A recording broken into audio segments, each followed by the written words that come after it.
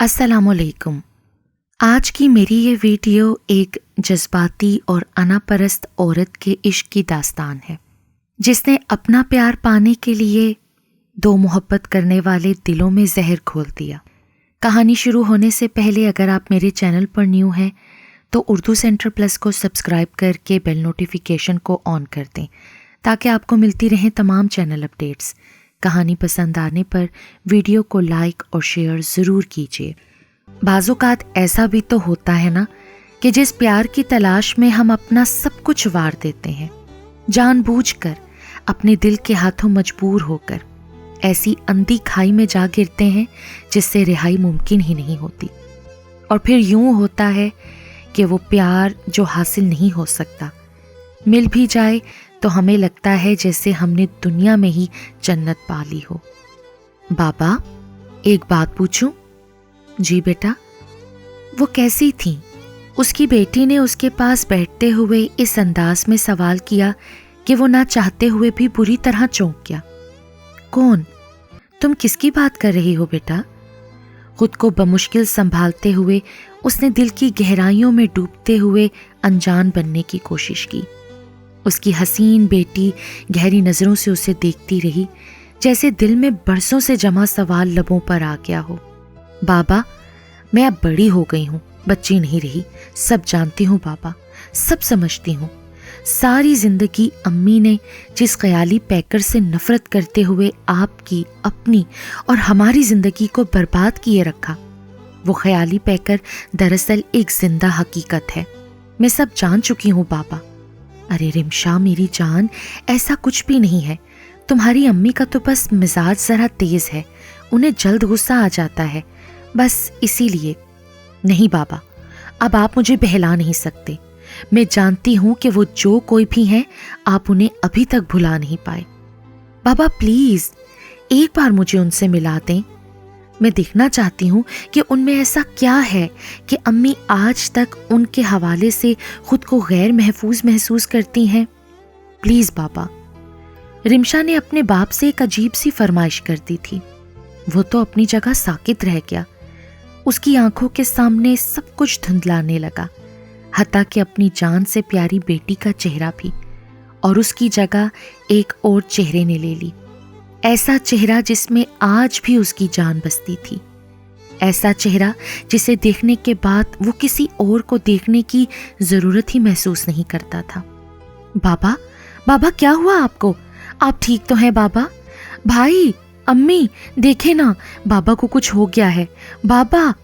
اور پھر ساتھ چھوڑتی آنکھوں کے ساتھ جو آخری آواز اس نے سنی وہ رمشا کی گھبرائی، بوکھلائی اور روتی ہوئی آواز تھی۔ اسے ہمیشہ سے ہی لگتا تھا کہ وقت اس کی مٹھی میں ہے۔ وہ خود کو دنیا کی خوش نصیب ترین عورت سمجھتی تھی کہ خاندان کا سب سے حسین و جمیل نوجوان اس کا جیون ساتھی بنا تھا۔ یہ الگ بات ہے کہ قسمت نے یہ ہیرا اس کی جھولی میں یوں ڈال دیا کہ سارا زمانہ دیکھتا ہی رہ گیا۔ وہ تو روز اول سے ہی اپنے نصیبوں پر نازاں رہی تھی۔ 5 بہنوں میں سب سے چھوٹی تھی تو کیا ہوا؟ اگر اپنی حسین ترین بہنوں کے برابر حسن نہیں رکھتی تھی تو بھی کوئی فرق نہیں پڑتا تھا، کیونکہ وہ تو خوش نصیب تھی۔ اس کے آتے ہی نہ صرف باپ کا کاروبار چمک اٹھا بلکہ برسوں کے ترسے اس کے والدین کو بیٹوں کی نعمت بھی نصیب ہوئی، سو وہ بختاور کہلائی۔ اسے خوش بخت مان لیا گیا۔ ایک کے بعد ایک اس کی ساری بہنیں اعلیٰ خاندانوں میں بیاہی گئیں۔ بڑی باجی کو چچا کے ابا کے کزن نے بہو بنا لیا، اس سے چھوٹی کو چچا کے دوست بہو بنا کر لے گئے، اور ان دونوں نے جاتے ہی ایسا چکر چلایا کہ ان سے چھوٹی 2 بہنیں بھی ان کی دیورانیاں بن کر رخصت ہو گئیں۔ 5ویں بہن پر پھوپھو کا دل آ گیا، اور پھوپھو بڑی شان سے بیٹی کو 3 کپڑوں میں بہو بنا کر لے گئیں۔ یہ سب کچھ اتنی جلدی اور آنن فانن ہوا کہ سب کو بختاور کے نصیبوں پر رشک آنے لگا۔ امی کا اعتقاد تو اس پر ایسا پکا ہو چکا تھا کہ گھر میں جب بھی کوئی نیک یا نیا کام کرنے کا سوچا جاتا تو بختاور کو پیر و مرشد بنا کر سامنے بٹھا لیا جاتا۔ سب سے چھوٹی ہونے کے باوجود اس کی رائے کو خاص اہمیت دی جاتی، اور اسے ایسا پروٹوکول دیا جاتا کہ وہ خود کو اپنی ہی نگاہوں میں کئی فٹ بلند محسوس کرنے لگی۔ بختاور کے ابا خیر سے اب ساری بیٹیوں کے فرض سے سبکدوش ہو چکے تھے، صرف یہ چھوٹی ہی رہ گئی تھی۔ امی کو جانے کیوں اپنے سارے بوجھ ایک ساتھ ہی اتارنے کی پڑی تھی کہ یسریٰ کی شادی کے چند ماہ بعد ہی وہ بختاور کے لیے فکر مند ہو گئی، لیکن یسریٰ نے فوراً ماں کو جواب دے کر باپ کو کچھ بولنے کا موقع ہی نہ دیا۔ اس نے کہا، نہیں امی، بختاور کے لیے آپ کو فکر مند ہونے کی کوئی ضرورت نہیں، اسے تو میں اپنی دیورانی بناؤں گی۔ میری اپنے شوہر سارم سے بات ہو گئی ہے، آپ بس خاموش رہیں، وقت آنے پر ہم خود ہی سب کچھ کر لیں گے۔ ماں اپنی بیٹی کے پختہ لہجے اور فیصلہ کن انداز پر خوشگوار حیرت میں گھری بیٹی کو دیکھتی ہی رہ گئیں۔ جی جی امی، میں علی ہی کی بات کر رہی ہوں۔ دیکھیں نا امی، بڑی چاروں بہنیں تو ایک ہی گھر میں دو نیٹ ورک میں ہیں، تو میں اپنے سسرال میں اکیلی کیوں رہوں؟ مجھے بھی تو مورل سپورٹ کے لیے اپنی سگی بہن کا ساتھ چاہیے نا۔ بس اسی لیے میں چاہتی ہوں کہ آپ بختاور کو میری دیورانی بنا دیں۔ لیکن یسریٰ بیٹا، علی کی بات تو عمل کے ساتھ تقریباً طے ہی ہے، خاندان میں سب کو پتا ہے۔ آپا نے مجھے خود بتایا تھا کہ علی عمل سے بہت محبت کرتا ہے اور عمل بھی علی کو چاہتی ہے، اسی لیے وہ اس کی شادی… ارے ابو، بات ابھی طے نہیں ہوئی، ابھی پھوپھو اور پھوپھا جان سوچ رہے ہیں، اور رہی بات علی کی محبت کی، تو محبت کا کیا ہے ابو؟ جس کے ساتھ نکاح ہوگا لامحالہ اس سے محبت بھی ہو ہی جائے گی، اسی لیے اب آپ پریشان نہ ہو، علی تو میری ہی بختاور کا نصیب بنے گا، میں سب کی سوچ کو بدل کے رکھ دوں گی، دیکھ لیجئے گا بس اب آپ۔ اس نے باپ کی بات کاٹتے ہوئے اتنے پرعزم انداز میں کہا کہ باپ اور ماں بھی سوچ میں پڑ گئے۔ یسریٰ میری بچی، جو بھی کرنا بہت سوچ سمجھ کر کرنا، معاملہ خاندان کا ہے، عمل بھی تمہارے سگے چچا کی بیٹی ہے اور علی کی محبت بھی۔ آپا نے بھی تو تمہارے شوہر سارم کی پسند کو نظر انداز کر کے تمہیں بہو بنا لیا تھا، تو علی تو اب ان کا لاڈلا اور چھوٹا بیٹا ہے نا۔ بیٹا تم ایسی ویسی کوئی حرکت مت کرنا کہ بعد میں تمہیں کوئی پریشانی ہو۔ ابو نے اسے سمجھانے کی بہت کوشش کی، مگر یسریٰ اپنے ارادوں میں اٹل رہی۔ پھر اس کی ماں اور بہنیں بھی اس کے ساتھ تھیں، اسی لیے اسے کسی کی پرواہ نہ تھی، اور شاید قسمت بھی انہی کے ساتھ تھی۔ اسی لیے ایک رات ابو ایسے سوئے کہ پھر دن کا اجالا دیکھنا نصیب نہ ہوا۔ کہنے کو تو یہ ایک بہت بڑا نقصان تھا، بیوی کے سر سے شوہر کا سایہ اور بچوں کے سر سے باپ کی شفقت کی ردا اٹھ گئی تھی، مگر اس عظیم نقصان میں بھی ان بیٹیوں نے اپنا فائدہ تلاش کر ہی لیا۔ جب قسمت ان پر مہربان ہو رہی تھی تو وہ کیوں منہ موڑتی؟ اور پھر یسریٰ نے واقعی ایسا چکر چلایا کہ دیکھتے ہی دیکھتے بختاور کو علی کی دلہن بنا کر اپنے سنگ لے گئی۔ پورے خاندان کی ہمدردیاں اس وقت ان کے ساتھ تھیں۔ اکلوتی پھپھو کو بھائی کی اچانک موت کا ایسا صدمہ پہنچا کہ انہیں بیٹے کی آنکھوں میں پہلی محبت اور خواب کی جھلک بھی دکھائی نہ دی، اور مرحوم بھائی اور بیوہ بھابھی کی آخری ذمہ داری کو بخوشی قبول کرتے ہوئے انہوں نے علی پر ایسا جذباتی دباؤ ڈالا کہ وہ کچھ بول ہی نہ سکا۔ ہاسپٹل کے ٹھنڈے کوریڈور میں وہ جانے کب سے بیٹھی اپنی اجاڑ اور ویران آنکھوں کے ساتھ ٹھنڈے خاموش ICU میں مختلف نالیوں اور مشینوں میں جکڑے اپنے متاع حیات کو دیکھ رہی تھی۔ اس کی ساکت پلکیں جنبش کرنے سی آ رہی تھیں، خاموش لبوں میں دبی سسکیاں دعائیں بن کر نکلنا چاہتی تھیں، مگر جانے وہ کون سا جذبہ تھا جو ان دعاؤں کو باہر آنے سے روک رہا تھا۔ ایسا لگ رہا تھا کہ آج اس کی ساری دعائیں رد کر دی جائیں گی اور واپس اس کے منہ پر یوں دے ماری جائیں گی جیسے وہ ساری عمر اپنے سے وابستہ اس شخص کے خونی اور حقیقی رشتوں کی محبتوں، چاہتوں اور خلوص کو لالچ، مفاد اور فساد کا نام دے کر اس کے منہ پر دے مارا کرتی تھی۔ اس کی نگاہوں کے سامنے سے ایسے کئی مناظر گزرے تھے جو ناقابل بیان اور دوسروں کے لیے ناقابل برداشت رہے تھے، مگر پھر بھی سب نے برداشت کیا تھا، اس کے خوف سے نہیں بلکہ اپنی مروت اور بیٹے اور بھائی کی محبت میں۔ علی اس کا تھا، اس کی ملکیت کی طرح جس پر وہ کسی دوسرے کا سایہ بھی برداشت نہیں کر سکتی تھی، اور اب وہی علی اس کے سامنے لاچار اور بے بس پڑا زندگی اور موت سے لڑ رہا تھا، اور وہ کچھ بھی نہیں کر سکتی تھی۔ موت سے وہ کیسے لڑتی؟ زندگی بھر تو وہ سب سے لڑ کر علی کو سب سے بچاتی رہی تھی۔ علی کے ماں باپ بہن بھائی سب چھوٹ گئے تھے کیونکہ بختاور کو وہ لوگ پسند نہیں تھے۔ وہ اپنی اور علی کی محبت میں کسی کی شراکت برداشت نہیں کرتی تھی، حتیٰ کہ اپنی سگی بہن سے بھی وہ جانے کب کا جیٹھانی دیورانی کا رشتہ بنا چکی تھی۔ بہن کا ساتھ تو شاید اسی دن چھوٹ گیا تھا جب اس نے علی کے نام کی مہندی اپنے ہاتھوں میں رچائی تھی، اور اب تو اس واقعے کو بیتے برسوں گزر چکے تھے، مگر آج سب کچھ یاد آ رہا تھا۔ جیسے جیسے یادوں کی ریل چلتی گئی ویسے ویسے اس کی سانسیں سینے میں اٹکنے لگیں، مگر زندگی کا پنجرہ ابھی مضبوط تھا۔ وہ ساری عمر سمجھتی رہی کہ اس کی سانسوں کی ڈور علی کی سانسوں سے بندھی ہے، جیسے ہی وہ اس سے دور ہوگا وہ مر جائے گی۔ مگر اب وہ حیران تھی کہ لمحہ بلمحہ اسے اپنے آپ سے دور جاتا دیکھ رہی تھی، مگر زندہ تھی۔ علی کی سانسیں ٹوٹ رہی تھیں، مگر وہ پوری توانائی اور روانی سے سانس لے رہی تھی۔ بابا ٹھیک ہو جائیں گے امی، پلیز آپ خود کو سنبھالیں۔ اگر آپ اس طرح ہمت ہار جائیں گی تو پھر ہم کیا کریں گے؟ امی پلیز ہماری خاطر، بابا کی خاطر پہلے کی طرح مضبوط ہو جائیں۔ عبدالہادی سے ماں کی یہ حالت دیکھی نہ گئی تو وہ ان کے پاس بیٹھ گیا، اپنا مضبوط بازو ان کے شانے پر رکھ کر انہیں اپنے ساتھ لگا کر نرمی اور محبت سے بھرے انداز میں تسلی دینے لگا۔ بختاور نے پہلی بار علی سے نگاہیں ہٹا کر اپنے ساتھ بیٹھے بیٹے کو دیکھا اور تھکاوٹ کا ایک گہرا احساس اسے ہونے لگا۔ میرا بچہ، میرے علی کا عکس، اگر کل کو کوئی مجھ جیسی بختاور تجھے مجھ سے چھین کر لے گئی تو میں کیا کروں گی؟ شاید میں بھی پھپھو کی طرح رو رو کر مر جاؤں گی، یا پھپھا جان کی طرح صبر کی بھاری چادر دل پہ رکھ کر کنارہ کش ہو جاؤں گی۔ مگر نہیں، میں پھپھو یا پھپھا جان کی طرح صابر و شاکر نہیں ہوں کہ بیٹے کا گھر بستہ دیکھنے کی خاطر بہو کو اسے دور لے جانے دیں گے۔ میں تو بختاور ہوں، ایک حاکم اور منتقم مزاج عورت۔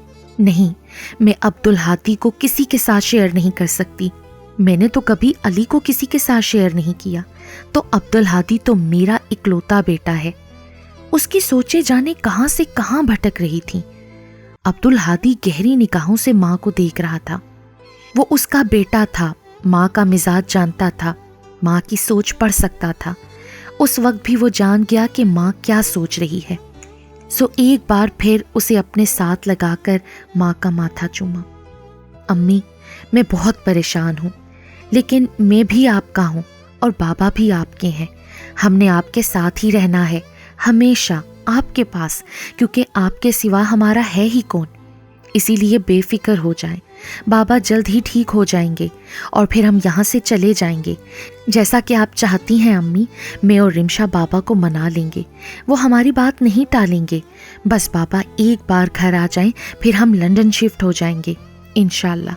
عبدالہادی بیٹا، علی ٹھیک ہو جائیں گے نا؟ وہ میرے ہیں نا؟ لیکن وہ مجھ سے خفا ہیں بیٹا، کہیں وہ مجھے چھوڑ تو نہیں جائیں گے نا؟ عبدالہادی کی بات کاٹتے ہوئے انہوں نے ڈرتے ڈرتے کہا تو عبدالہادی کو ماں پر ترس آ گیا۔ امی، بابا آپ ہی کے ہیں، وہ آپ سے خفا نہیں ہیں، بس خاموش رہتے ہیں اور یہ ان کی عادت ہے۔ ہم سب جانتے ہیں کہ بابا کو تنہائی اور خاموشی پسند ہے، لیکن اس کا یہ مطلب تو نہیں نا کہ وہ ہم سے ناراض ہیں۔ امی، بابا تو مجسم محبت ہے، وہ کسی سے کیسے خفا ہو سکتے ہیں بھلا؟ آپ ایسی باتیں سوچ سوچ کر خود بھی پریشان ہوتی ہیں اور ہم سب کو بھی پریشان کرتی ہیں۔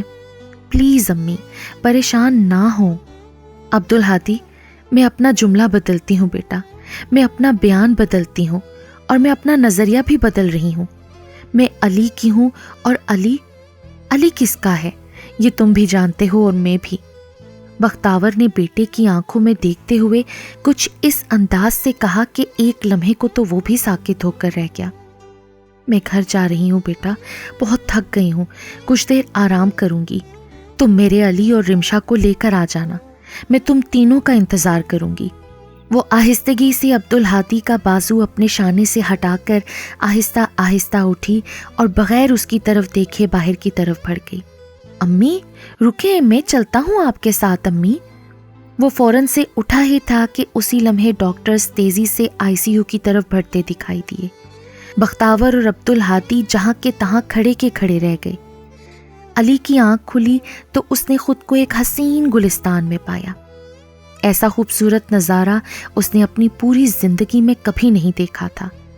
ہر طرف دل نشین اور دل نواز پھول کھلے تھے۔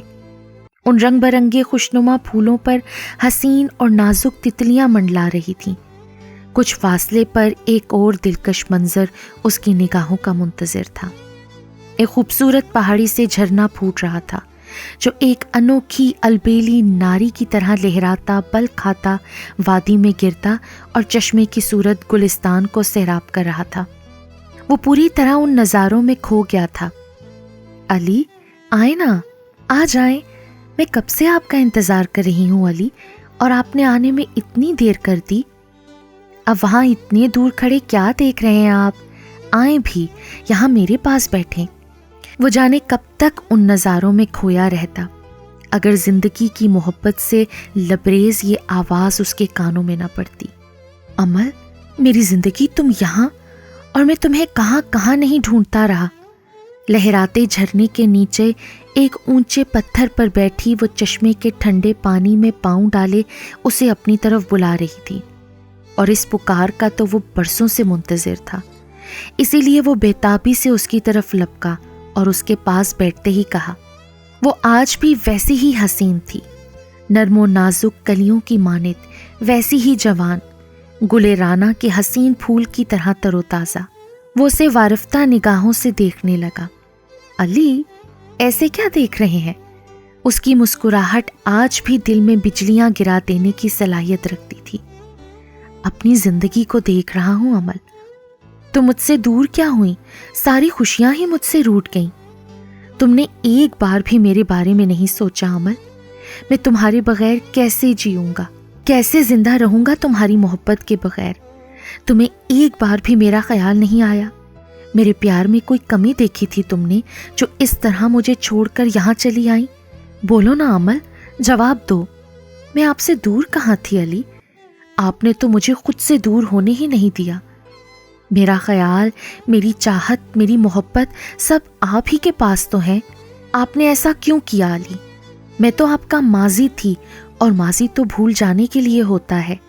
حال میں جینا ہی عقل مندی ہوتی ہے علی، اور آپ تو بہت عقل مند تھے نا، پھر آپ نے ایسی بے وقوفی کیوں کی؟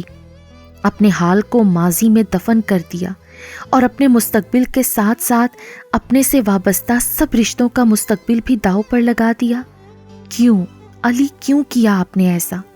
وہ اس سے کچھ اور پوچھ رہا تھا اور جواب میں وہ کچھ اور ہی سنا رہی تھی۔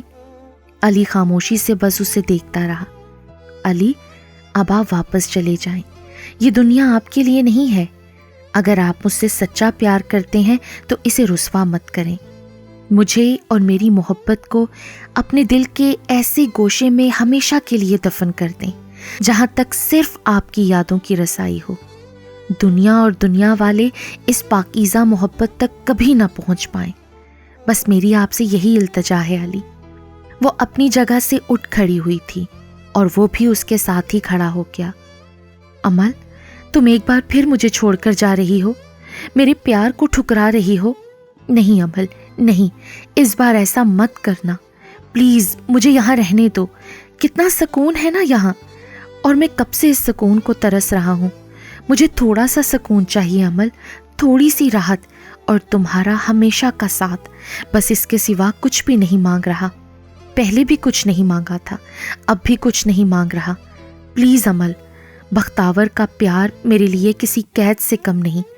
اس کے سمندر جیسے کھارے پانی جیسے پیار نے مجھ سے میری ساری خوشیاں چھین لی۔ تم اب مجھے خود سے دور مت کرو امل، مان جاؤ میری بات۔ اسے خود سے دور ہوتے دیکھ کر وہ تڑپ اٹھا۔ امل نرم سفید بادلوں میں چھپتی جا رہی تھی اور وہ کھڑا اسے پکار رہا تھا۔ نہیں علی، یہ ممکن نہیں۔ آپ واپس جائیں اور اپنی ذمہ داریوں کو اس طرح نبھائیں جس طرح میں آپ سے توقع رکھتی تھی۔ میری آپ سے یہی درخواست ہے، مجھے بھول جائیں۔ اگر نہیں بھول سکتے تو کم از کم یاد بھی نہ کریں۔ اپنے ساتھ موجود زندہ انسانوں سے بھی محبت کرنا سیکھیں۔ اگر بختاور کا پیار آپ کے لیے کھارے پانی جیسا ہے تو آپ کو چاہیے نا آپ اس میں اپنے پیار کا شہد ملا دیں۔ مجھے پورا یقین ہے کہ آپ کے پیار کا شہد بختاور کے پیار کو بھی میٹھا کر دے گا۔ جائیں علی، انہیں بھی آپ کی محبت کی ضرورت ہے۔ آپ ان کے پیار سے پیار کریں، پھر دیکھیے گا کہ آپ کی زندگی میں کیسا سکون اتر آئے گا۔ وہ اس کی نگاہوں سے اوجھل ہو چکی تھی اور وہ وہیں کھڑا اس کی آواز کی بازگشت میں کھویا ہوا تھا۔ ٹھنڈے سرد آئی سی یو میں ہوش و خود سے بیگانہ لیٹے وجود کی سانسیں آہستہ آہستہ زندگی کا ساتھ چھوڑ رہی تھیں۔ اس کے سرہانے مستعد کھڑی نرس مانیٹرنگ مشینز کی لمحہ بلمحہ بدلتی صورتحال کو تشویش سے دیکھتے ہوئے اہم پوائنٹس نوٹ کر رہی تھی۔ یہ مریض ان سب کے لیے بہت اہم تھا، کیونکہ اس ہسپتال کے ڈین سر مرتضیٰ میر کا سالہ اور بچپن کا دوست علی، جس کی حالت میں گزشتہ 15 دنوں سے رتی برابر بھی فرق نہیں آیا تھا۔ برین ہیمریج کے شدید اٹیک کے بعد جب اسے فوری طور پر یہاں لایا گیا تو ایک لمحے کی تاخیر کے بغیر اس کا علاج شروع کر دیا گیا تھا، مگر یہ مریض بہتری کی جانب آنے کے بجائے آہستہ آہستہ موت کی طرف بڑھ رہا تھا۔ ہوش میں آنے کے بجائے وہ کومے میں جا چکا تھا اور اب ڈاکٹر مرتضیٰ سمیت سبھی کسی معجزے کے منتظر تھے، اور معجزہ ہو گیا۔ علی کے بظاہر بے جان وجود کو ایک ہلکا سا جھٹکا لگا۔ مانیٹرنگ مشین میں ہلچل مچی اور نرس نے ایک لمحہ ضائع کیے بغیر ڈاکٹر کے کمرے میں وائرلیس پیغام بھیجا۔ پیغام ملتے ہی ڈاکٹر مرتضیٰ سمیت دیگر ڈاکٹرز کی ٹیم آئی سی یو میں پہنچ گئی اور جلدی سے اپنے کام میں جٹ گئی۔ 15 دنوں کی بے ہوشی اور بے خبری کے بعد اس کے منہ سے ادا ہونے والا پہلا لفظ عمل تھا، جس نے ڈاکٹر مرتضیٰ کو چونکا دیا۔ بابا، میرے بابا اب کیسے ہیں؟ جیسے ہی ڈاکٹر مرتضیٰ نے آئی سی یو سے باہر قدم رکھا، رمشا اور عبدالہادی ان کی طرف لپکے۔ رمشا کی تو جان ہی اپنے بابا میں تھی اور اس کی حالت سب سے زیادہ خراب تھی۔ رمشا بیٹا، بی بریو، علی اب بالکل ٹھیک ہیں، ہوش میں آ گیا ہے علی ماشاءاللہ سے۔ آپ سب کو علی کی دوسری زندگی بہت بہت مبارک ہو۔ ڈاکٹر مرتضیٰ نے رمشا اور عبدالہادی کو ایک ساتھ باہوں میں بھرتے ہوئے کہا تو وہ دونوں اس کے سینے پر سر رکھ کر رونے لگے اور بختاور شاخ نازک کی طرح وہیں گر کر ڈھیر ہو گئی۔ ڈاکٹر مرتضیٰ اور نرسنگ سٹاف بختاور کو گرتے دیکھ کر سب اس کی طرف لپکے۔ یہ خوشی کی انتہا تھی یا شرمندگی کا احساس کہ وہ ایک لمحہ بھی اپنے قدموں پر کھڑی نہ رہ پائی اور بے ہوش ہو کر اسی ہسپتال کے دوسرے کمرے میں ایڈمٹ ہو گئی۔ علی بس، بہت ہو گیا یار، سنبھل جا اب، اسے میری لاسٹ وارننگ سمجھ۔ اب اگر تم نے خود پر کسی بھی قسم کا ڈپریشن سوار کرنے کی کوشش کی تو تمہارے لیے اچھا نہیں ہوگا۔ دوبارہ زندگی ہر کسی کو نہیں ملتی اور نہ ہی ایسے معجزے بار بار ہوتے ہیں۔ پرائیویٹ روم میں شفٹ کیے جانے سے پہلے ڈاکٹر مرتضیٰ نے اس کی اچھی خاصی کلاس لینا ضروری سمجھی۔ علی جواب میں سوائے ایک تھکی تھکی سی مسکراہٹ کے کچھ نہ دے پایا۔ وہ بہت تیزی سے صحت یاب ہو رہا تھا اور بختاور بھی 1-2 دن میں سنبھل گئی تھی۔ علی مجھے معاف کر دیں، میں نے آپ کو چاہا، یہ میری غلطی نہیں تھی۔ چاہت اور محبت پر تو کسی کا اختیار نہیں ہوتا نا علی، یہ آپ بھی اچھی طرح جانتے ہیں۔ پیار تو انسان کو کسی سے بھی ہو سکتا ہے، اور اگر سامنے آپ جیسی وجی شخصیت ہو تو پھر مجھ جیسی جذباتی اور انا پرست عورت کا عشق میں گرفتار ہو جانا ایسا غلط بھی نہیں۔ مگر میں مانتی ہوں میں نے ایک بہت بڑی بھول کی، ایسی بھول جس نے میرے ساتھ ساتھ آپ کی زندگی کو بھی منجھدار میں دھکیل دیا۔ مجھے معاف کر دیں علی، میں نے آپ کا پیار پانے کے لیے آپ اور عمل کے پیار میں زہر گھول دیا۔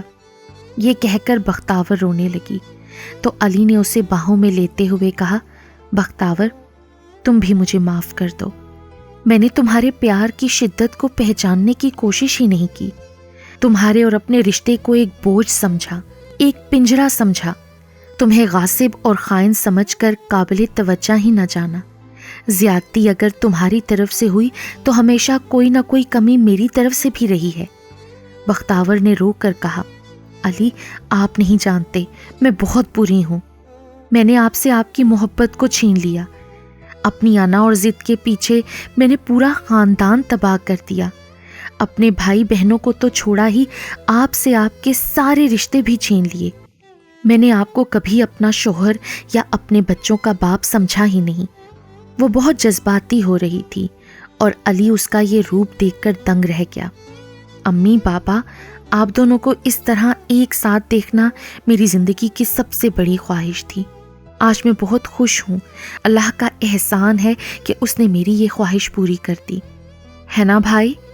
رمشا اور عبدالہادی جانے کب اندر آ گئے تھے. انہیں تو پتہ ہی نہیں چلا تھا, اور جب رمشا نے آگے بڑھ کر ماں باپ کو روتے دیکھا تو ماں سے لپٹ گئی. دونوں رو رہے تھے. بابا, یہ ہماری زندگی کا سب سے خاص دن ہے, اس لیے ہم اسے خاص انداز سے سیلیبریٹ کریں گے. دیکھیں تو صحیح, میں نے آپ دونوں کے لیے خود کیک بنایا ہے, اور یہ پھول بھی آپ دونوں کے لیے ہی ہیں, سو انجوائے کریں. عبدالہادی جو چند منٹ پہلے باہر گیا تھا واپس آیا تو ٹرے میں سجا کیک اور پھول اس کے ساتھ تھے. اس نے وہ علی کے سامنے رکھ دیے تو بختاور اور علی نے ایک ساتھ تازے بنے کیک کو مسکراتے ہوئے دیکھا. امی بابا, کیک کاٹے نا, اب مجھ سے صبر نہیں ہو رہا, پھر ہمیں ڈنر پر بھی جانا ہے. ہاں نا بابا, رمشا ٹھیک کہہ رہی ہے, عبدالہادی نے پرجوش انداز میں کہا. بختاور نے ایک لمحے کو سوچا. نہیں, اب اور نہیں, اب میں اپنے بچوں کو مزید برباد نہیں ہونے دوں گی. اللہ تعالیٰ نے مجھے ایک اور موقع دیا ہے تو میں اس سے ضرور فائدہ اٹھاؤں گی. میں اپنے گھر کو اب جنت کا گہوارہ بنا کر رکھ دوں گی انشاءاللہ. اس نے علی کے ہاتھ میں ہاتھ دیتے ہوئے ایک عزم کے ساتھ سوچا اور پھر مسکراتے ہوئے علی کے ساتھ مل کر کیک کاٹا.